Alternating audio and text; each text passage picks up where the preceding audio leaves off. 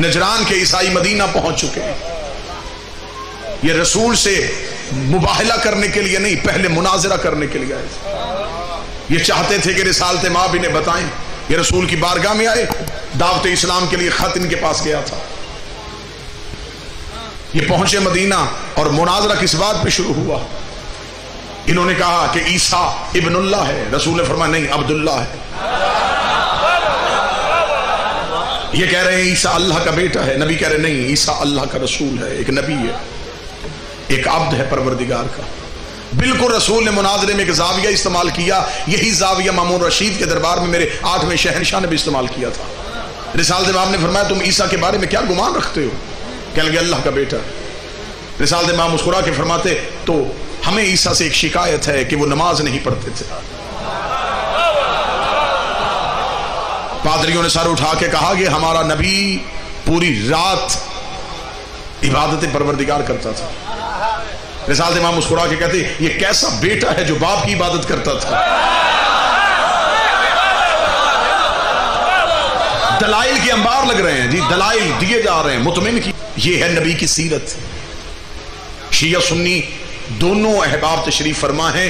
دونوں طرفین کی کتابوں میں لکھا ہے کہ عیسائی مناظرہ کرنے کے لیے آئے، نبی نے مسجد میں جگہ دی انہیں.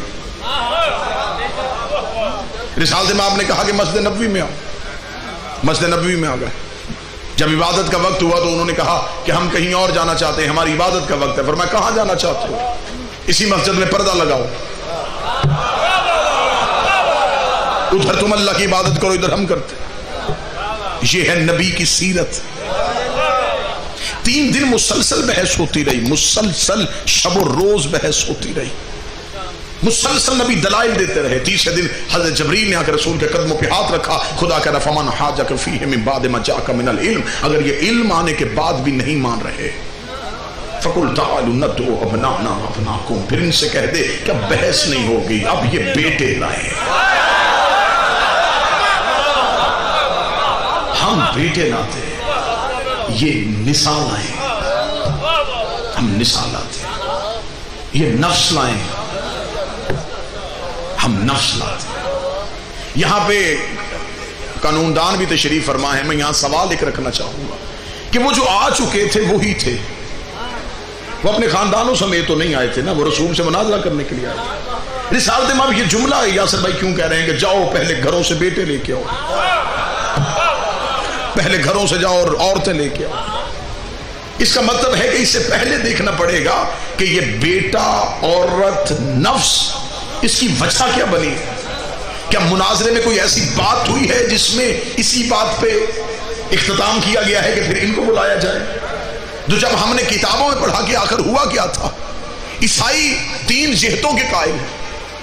عیسائی کہتے ہیں روح القدس یعنی کہ جبریل، وہ کہتے ہیں یہ اللہ کا روپ ہے جو پروردگار کا روپ بن کے جناب مریم کے قریب آیا اور عیسیٰ دنیا میں آیا، وہ اسے اللہ کا روپ کہتے ہیں.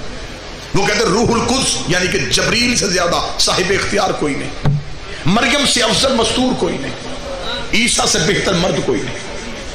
وہ مریم سے بہتر مستور نہیں مان رہے تھے، عیسیٰ سے بہتر مرد نہیں مان رہے تھے، روح القدس سے زیادہ اختیار نہیں مان رہے تھے. خدا نے کہا ان سے کہا پھر ایسے ہے تو ایسے صحیح ہے. یہ مریم لائے ہم سیدہ لاتے، یہ عیسیٰ لائے ہم حسنین لاتے ہیں، یہ جبریل لائے ہم استاد جبریل لاتے ہیں. اب جب کہہ دیا گیا بسم اللہ سرکار، اب جب یہ کھلا چیلنج کر دیا گیا علی اب جب یہ کھلا چیلنج کر دیا گیا تو یہ چیلنج رسول کی طرف سے نہیں، بسم اللہ، یہ چیلنج توحید کی طرف سے تھا. متوجہ رہیں گے آپ صاحبان. یہ جو چیلنج کیا جا رہا ہے یہ چیلنج بحیثیت رسول خود ذاتی حیثیت سے نہیں کر رہے، نبی بن کے کر رہے ہیں اور حکم پروردگار کے تحت کر رہے ہیں کہ جاؤ بلاؤ. اب یہاں پہ میں ایک متصل کرنے لگا ہوں، اس مضمون کا ایک ربط بنانے لگا. 3 دن مسلسل شب و روز مسجد میں مناظرہ ہوتا رہا. جب بات اسی بات پہ آ گئی کہ اب دلیل نہیں ہوگی، اب آیت نہیں پڑھی جائے گی، اب کوئی استنباط نہیں ہوگا، اب کوئی کسی قسم کی رائے نہیں دی جائے گی، اب صرف مباہلہ ہوگا، اب رسول وہاں سے اٹھے اور سیدھے سیدہ کے دروازے پہ، یہاں دروازے تک نبی پہنچ گئے، اب آگے سے دوسرے مضمون کے ساتھ اسے ربط کرنے لگا ہوں بالکل ذمہ داری کے ساتھ۔ ادھر نبی سیدہ کے دروازے پہ پہنچے، ادھر حدیث کسا میں سیدہ کہتی ہیں چند دنوں بعد نبی میرے گھر آئے، فی بعض الایام، جو نبی روزانہ آیا کرتے تھے وہ چند دنوں بعد اس لیے آئے کہ نبی بحث میں مصروف تھے، اب نبی آگئے سیدہ کے دروازے پہ، اب حدیث قصہ شروع ہوگی، ایذینی بالکساء الیمانی، مجھے چادر اڑا دے۔ یہاں پہ حدیث قصہ میں اکثر لوگوں نے جملہ پڑھا کہ نبی نے کہا معاذ اللہ شاید کسی بیماری یا بخار کی وجہ سے میرے جسم میں کمزوری آ گئی ہے۔ نبیوں کے ہاں بخار یا بیماری تو متوقع ہی نہیں ہے، بخار یا بیماری تو تب آتی ہے جب جسم نے توازن قرار نہ رہے، تو جس کا جسم پہ کنٹرول نہ ہو تو کائنات کا نظام کیسے چلا سکتا ہے؟ نبی نے آگے یہ نہیں کہا کہ میں بیماری کی وجہ سے ضعف محسوس کر رہا ہوں، نبی نے کہا زہرا چادر اڑا، رسالت کمزوری محسوس کر رہی ہے۔ رسالت کمزوری کیسے محسوس کر رہی ہے؟ اس نے بیٹے مانگ لیے ہیں، میرے ہے نہیں، اس نے نساء مانگ لی ہے، مجھے تیرے گھر سے چاہیے، اس نے نفس مانگ لیے ہیں، مجھے تیرے گھر سے چاہیے۔ کتنا لجپال تھا سیدہ کا دروازہ، نبی کو سارے رشتے ایک ہی گھر سے مل گئے۔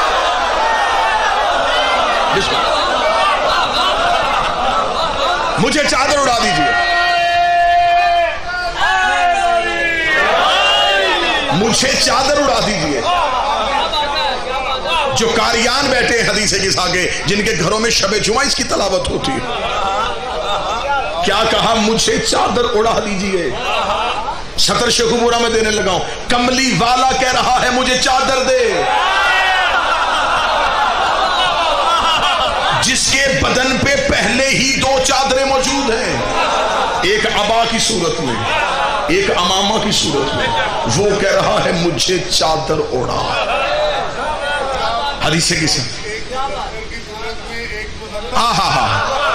بڑا خوبصورت جملہ بخاری صاحب نے کہا کہ یہ صرف چادر عام نہیں، ایک مزمل کی صورت میں، ایک مدثر کی صورت میں، لیکن مزمل اور مدثر میں کوئی بھی قصہ زہرا نہیں تھا۔ سیدہ نے اپنی چادر نبی کے بدن پہ دی، اب حدیث قصہ شروع ہوئی، نبی کے اوپر چادر آئی، تھوڑی دیر بعد پہلا شہزادہ صحن عصمت میں آیا، یا امہ ہو انی اشم اندک راحۃ طیبہ کانہا راحۃ جد رسول اللہ، اماں کہیں سے نانا کی خوشبو آئی۔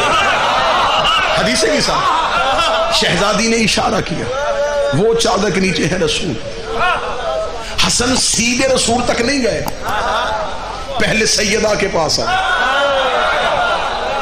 یہاں میں جملہ اہل علم سے پوچھنے لگا ہوں، یہ وہی حسن نہیں جو ماں کی گود میں بیٹھ کے لوح پڑھتے تھے، جو لوح محفوظ پڑھ رہے تھے، انہیں صحن میں نانا نظر کیوں نہیں آ رہا؟ اجازت سیدہ کیوں مانگی گئی؟ سیدہ آپ بتائیں کہاں ہے رسول؟ فرمایا چادر کے نیچے۔ اب حدیث قصہ آگے چلی، مباہلے کے ساتھ اس کا ربط ہے۔ اب حدیث قصہ آگے چلی، جو ہی حسن چادر کے قریب آئے، السلام علیکہ یا جدی رسول اللہ، اے میرے نانا آپ پہ میرا سلام۔ پردے کے نیچے سے، چادر کے نیچے سے رسول کی آواز ہے، علیکہ السلام یا قرۃ عینی وثمرۃ فؤادی، اے میرے آنکھوں کی ٹھنڈک، اے میرے دل و جان کے بیوا، یا صاحب حوضی، اے کوثر کے مالک، ہے حوض پہ کھڑے ہونے والے، تجھ پہ میرا سلام۔ حل اتعذرنی ادخل معک تحت الکساء، کہ مجھے اجازت ہے میں چادر کے نیچے آ جاؤں؟ رسول نے پلو اٹھایا، حسن چادر کے نیچے آ گیا۔ حدیث قصہ کہتی ہے، ابھی میں صرف حدیث قصہ پڑھ رہا ہوں، حدیث قصہ کہتی ہے دوسرا شہزادہ صحن عصمت میں آیا، سوال پھر وہی تو بنایا گیا، اما نانا کی خوشبو آ رہی ہے۔ شہزادی نے کہا صرف نانا نہیں، ساتھ بھائی بھی۔ اہل علم بیٹھے ہیں، مجھے دعا چاہیے۔ حسین نے آ کے یہ نہیں کہا کہ مجھے نانا کی اور حسن کی خوشبو آ رہی ہے، پہلے تو چادر کے نیچے ایک تھے نا، اب دو ہیں۔ اب حسین آ کے یہ نہیں کہہ رہے کہ مجھے، توجہ میری طرف رکھیے گا، کہ مجھے نانا کی اور حسن کی خوشبو آ رہی ہے، خوشبو پھر بھی ایک ہی تھی۔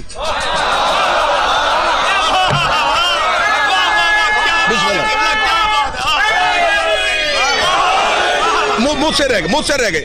اس کا مطلب ہے کہ بدن رسالت اور بدن امامت کی خوشبو ایک خوشبو آ رہی ہے. فرمایا چادر کے نیچے ہے رسول, اور اکیلے رسول نہیں, ساتھ بھائی بھی. حسین چلتے چلتے چادر کے قریب آئے. السلام علیکم یا دادا, اے میرے نانا آپ پہ میرا سلام.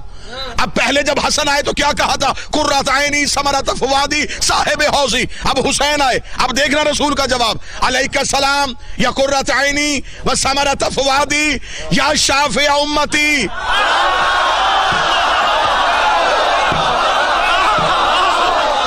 اے میری امت کی, اے میری امت کی شفاعت کرنے والے. آپ نے توجہ نہیں کی, یہ جملہ امتی نہیں کہہ رہا, خود شافع کہہ رہا ہے. یا شافع امتی, اے میری امت کی شفاعت کرنے والے, تجھ پہ میرا سلام. اجازت ہے میں چادر کے نیچے آ جاؤں؟